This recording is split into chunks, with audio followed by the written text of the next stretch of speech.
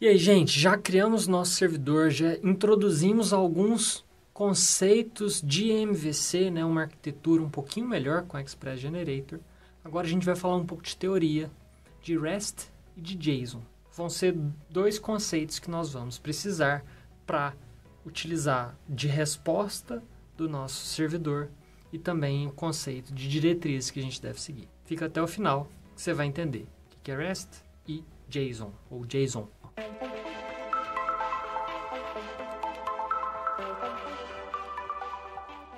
Olá, meus queridos alunos, vocês estão bom, né? Agora nós vamos para a aula onde nós vamos aprender o que é REST e o que é JSON. Então, um pouquinho de teoria no meio da nossa parte prática para a gente alinhar conceitos. REST é um conjunto de diretrizes e princípios de arquitetura que atendem às necessidades de aplicações mobile e serviços web. Então, ele trata-se de uma diretrizes que desenvolvedores precisam implementar recomendações. Então, é obrigatório? Não. São diretrizes que vão guiar o desenvolvimento do site. REST não tem a ver com ficar descansando ali do inglês. E aí, a gente tem o conceito, né, o processo do que é ser REST. Então, quando uma solicitação de dados é enviada para uma API REST, ela normalmente é feita por meio de HTTP. Depois que a solicitação é recebida, as APIs projetadas para o REST, ou uma API RESTful, retornam as mensagens em diversos formatos. Pode ser um HTML, pode ser um XML e pode ser um JSON. Quais são as 6 diretrizes para ser RESTful? A primeira delas é: a arquitetura ela é formada por recursos, servidores e clientes. Segunda diretriz: a comunicação é stateless entre servidor e cliente, ou seja, não se mantém uma conexão. Recebe uma requisição, processa, envia e pronto. Terceira diretriz: dados que possam ser armazenados em cache para eliminar algumas interações entre o cliente e o servidor. A princípio a gente não vai implementar cache, mas depois, mais para o final do nosso curso, a gente vai implementar caching nesse servidor que a gente está desenvolvendo. A quarta diretriz é interface uniforme de componentes para que as informações sejam transferidas em um formato padronizado. Então, temos que ter uma interface uniforme de componentes.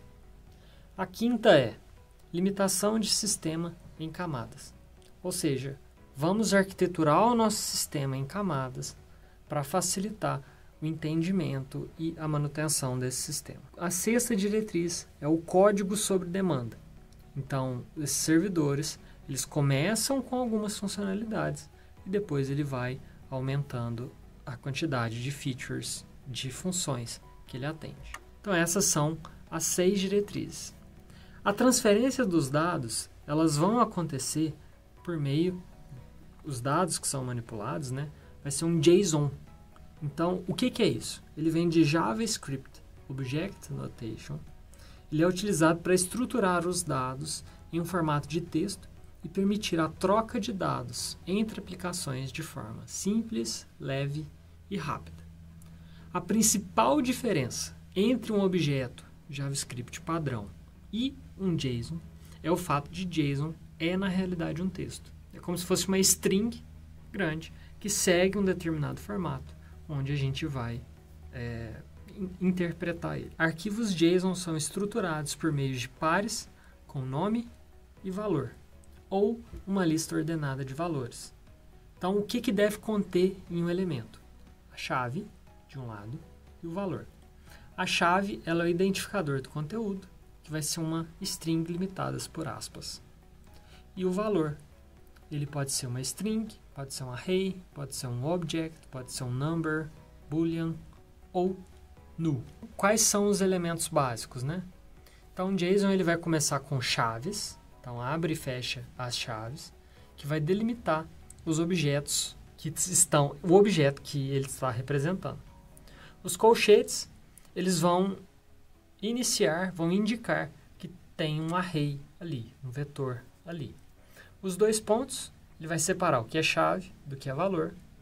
E a vírgula, ela vai indicar a separação entre os elementos. Então, trago aqui para vocês um exemplo de uma string. Então, eu tenho abre chave, fecha chave, a palavra estado, e depois eu tenho a chave, né? Estado, e o valor dessa chave, São Paulo. Eu tenho um objeto também. Basicamente, eu posso ter como valor um objeto. Então, eu abro chave, aspas, estado, fecho aspas, 2 pontos, coloco ali o valor, que pode ser um objeto, que vai ser similar ao que a gente viu como string. Só que ele pode ter mais atributos, pode ter mais chaves representando esse objeto. Depois a gente tem um array. O array, ele vai utilizar o colchete, como vocês podem ver aí na tela. E a gente tem a lista de objetos. Então, ao invés de a gente ter um objeto único, a gente pode ter uma lista desses objetos com valores diferentes, né, dos atributos desse objeto. Então, esse é o conceito que eu gostaria de passar para vocês nessa aula, beleza?